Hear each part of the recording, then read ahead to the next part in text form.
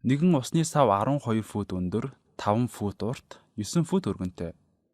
Хатуу металл хайрцаг нь 7 фут өндөртэй, 4 фут урттай, 8 фут өргөнтэй бөгөөд усны савны ёроолд нь байгаа. Савн доторх усны эзлэхүүн нь хэд байх вэ? За тэгэхээр үүнийг бодож үзцгээе. Бидэнд устай сав байгаа. Савны өндөр нь 12 фут. Би чадах чинээгээрээ сайн зурхыг оролтъё. Тэгэхээр энэ өндөр нь 12 фут. Үүний урт нь 5 фут. Тэгэхээр энэ 5 фут орчим харагдах бөгөөд 9 фут өргөнтэй. Энэ нь усны савтай аль болох адилхан харагдуулах нь миний зураглал. За тэгэхээр усны сав нэг иймэрхүү харагдах байх. За энэ миний усны сав. Би энд бүх зүйлийг зурвал энэ миний усны сав байна. Би үүнийг цаад талд илүү сайн харагдах боловол усны сав доторх зүйл нь илүү сайн харагдах болно. За тиймээс бид ингэж зурж байна. За гадаа нисдэг тэрэг эсвэл ямар нэг юм дуурч байна. За чамд сонсогдож байж магадгүй. За одоо үүнийг харцгаая. Тэгэхээр манай усны сав нь 12 фут өндөртэй, 5 фут урттай, мөн 9 фут өргөнтэй. За тэгээд дараа нь бодлогонд металл хайрцаг байгаа гэсэн бөгөөд энэ нь 7 фут өндөртэй, 4 фут урттай, 8 фут өргөнтэй. Мөн савны ёроолд байгаа юм а. За үүнийг зурж болох нь үзье. За хайрцагны өргөн 4 фут байсан гэхээр за эсвэл би 4 фут урттай гэж хэлж болно. За тэгээд 7 фут өндөртэй. За тэгэхээр үүнийг харцгаая. 4 фут нэг иймэрхүү харагдах байх. Энэ нь 7 фут өндөртэй гэхээр нэг иймэрхүү харагдах байх. За мэдээж би яг хэмжээгээр нь зураагүй. 7 фут өндөр ба 8 фут өргөнтэй. За тэгэхээр энэ бас нэг иймэрхүү харагдах байх. За энэ савн дотор байгаа. Тэгэхээр энэ бол металл хайрцаг юм. Бодлогонд нэг хайрцагийг хатуу металл хайрцаг гэсэн. За тиймээс энэ дотор ямар ч ус орох боломжгүй. Тиймээс үнийг цул металл хайрцаг болгоё. За энэ бол цул металл хайрцаг байна. Тэгээд дараа нь усаар дүүргэх болно. Би энэ сав руу ус хийж байгаа юм. За мөн ус савнд орж дүүргэнэ.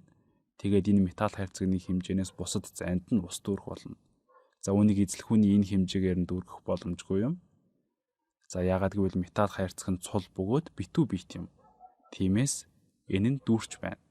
Бид металл хайрцагны эргэн тойронг айжмаар усаар дүүргэх болно. Энэ нь усны савны хэмжээнээс металл хайрцагны хэмжээг хасахад гарах хэмжээгээр дүүргэнэ гэсэн үг.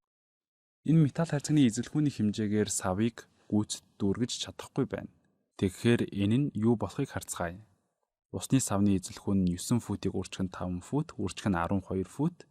За энэ нь савны эзлэхүүн. За үүнээс металл хайрцагны эзлэхүүнийг хасна гэж бодож байна. Тэгэхээр 4 футыг үржих нь 8 фут, үржих нь 7 фут.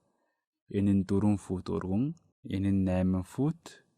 Тэд үүнийг 7 фут өндөртэй гэж хэлсэн. За энэ нь 4 фут урт, энэ нь 8 фут өргөн. Тэгэхээр энэ эзлэхүүн юм. Би үүнийг металл хайрцагны эзлэхүүн гэж нэрлэж байгаа юм а. За та нар савны эзлэхүүнээс хайрцагны эзлэхүүнийг асвал үнэндээ ямар хэмжээний усаар дүүргэж болох вэ гэдэг нь олдох болно.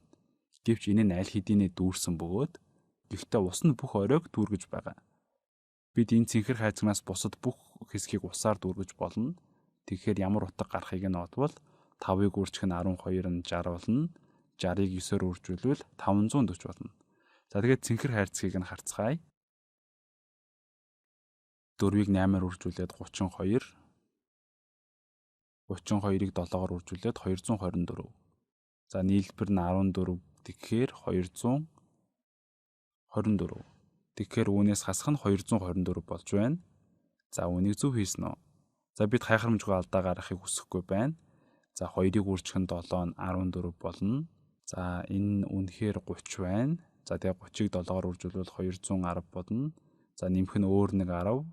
Нэмэхээр 220. За тэгээд 224 болж байна. За энэ дараахтай тэнцүү гэдгийг бид харцгаалаа. За 500-аас 200 хасаад 300. За тэгээд 40-оос хасах нь 24 нь 16. За 316 гарч байна.